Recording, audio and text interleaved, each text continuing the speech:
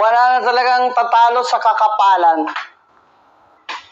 Pagkatapos ma-archive o maisintabi ng Senado ang impeachment complaint ng House of Representatives laban kay VP Sara Duterte, ay syempre reklamo to the max ang mga congressman na pumirma.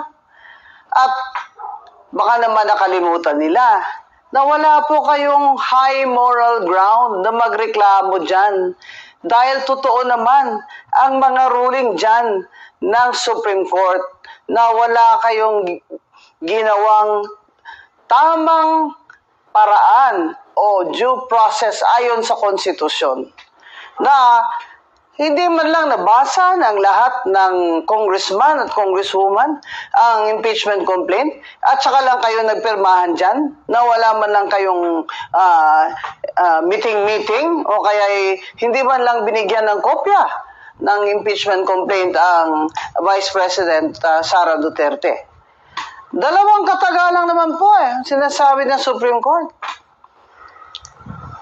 Walang due process. At ang due process na karapatan ng kahit sino man, lalo na po dito sa impeachment complaint ay napaka-importante nito dahil nagtatanggal kayo ng second highest official of the land na binoto ng tao, ay kailangan po sa bawat proseso ay may due process. Pero syempre, galit-galit, di ba? Parang strong na naman siya.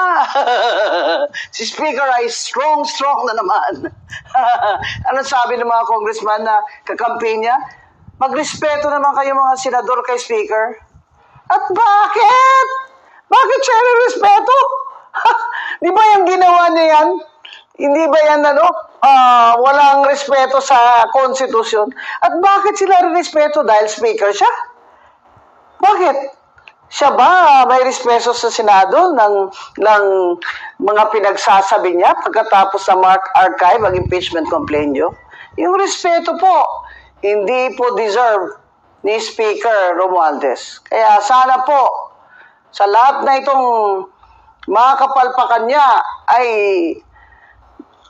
makonvince na si BBM na talagang dapat na po na magbitiw ang pinsan niya as Speaker.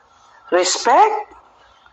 You don't deserve our respect.